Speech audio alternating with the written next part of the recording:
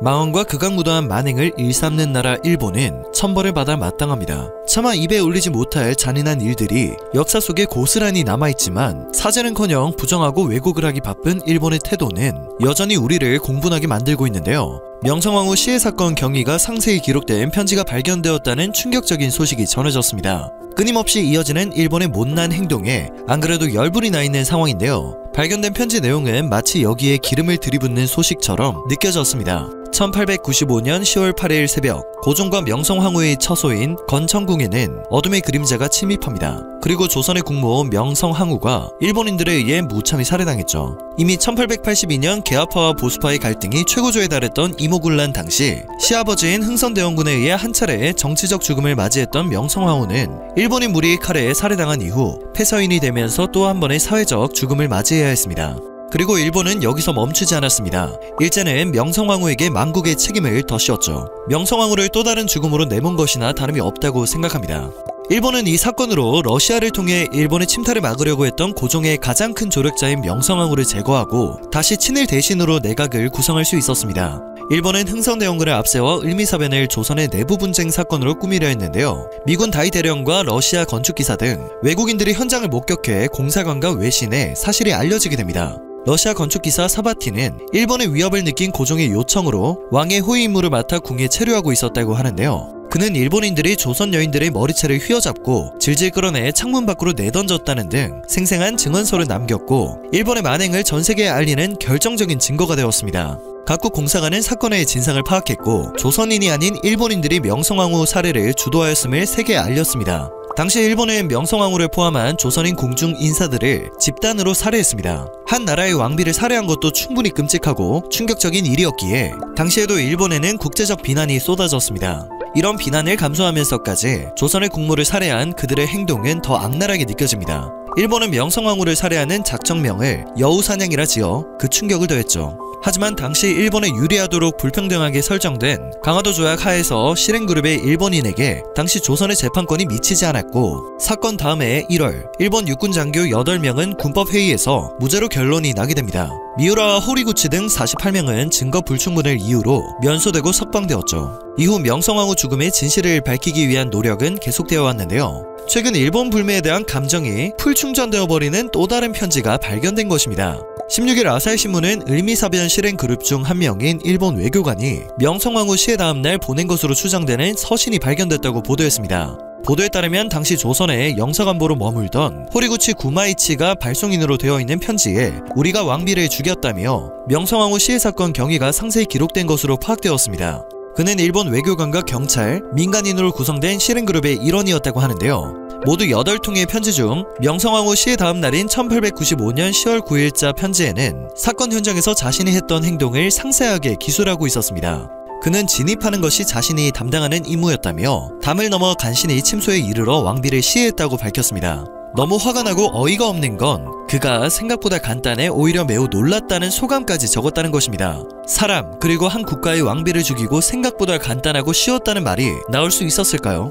일련의 편지는 1894년 11월 17일부터 사건 직후인 1895년 10월 18일까지 쓴 것으로 되어 있었고 일본 니가타현 나카도리무라, 현재는 나카오카시의 한 학자이며 호리구치의 고향 친구인 다케이시 데이쇼가 수신인으로 되어 있었습니다. 이 편지는 나고야시에 거주하는 우표 및 인지 연구가인 77세의 스티브 하세가와 씨가 고물시장에서 입수했으며 조선 왕비 살해와 일본인의 저자 제1역사학자 김문자 씨가 붓으로 흘려 쓴 문자를 판독했다고 하는데요. 아사히신문은 편지가 원래 보관된 것으로 여겨지는 장소나 기재된 내용, 소인과 봉인 편지를 만든 방법 등에 비춰볼 때 호리구치의 친필이 맞는 것으로 보인다고 전했습니다. 김문자 씨 역시 사건의 세부 내용이나 가족에 관한 기술 등에 비춰봤을 때 본인의 진필로 봐도 틀림없다고 말했습니다.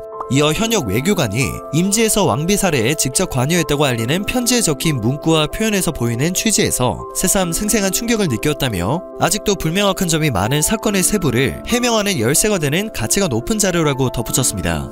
해당 소식에 국내 네티즌들은 공분하고 있는 상황입니다. 명성황후의 잘잘못이 있냐 없냐를 떠나서 한 나라의 국모를 죽인 사건이라는 게 요점입니다. 일본의 핵이 열방은 떨어졌어야 함. 한 나라의 왕비를 살해한 이 사건처럼 여러가지 증거들이 차고 넘치는데 사과 한 번 한 적 없는 나라가 일본이다. 경제적 관계에서도 항상 뒤에 칼을 꽂을 생각만 하는 것들. 저 때부터 확실한 건 일본은 우리나라의 불행을 바란다는 것 같다. 쪽발이가 살해한 거 맞는데 뭘 자꾸 아니래 라는 반응을 보이고 있습니다. 아사히신문은 해당 소식을 전하며 메이지시대 청과 러시아의 전쟁을 승리로 이끈 일본군이 한반도에서 무엇을 했는가에 대한 상세 연구는 이제 막 진행 중이며 일본인들에게 이 같은 인식은 희박하다고 전했는데요.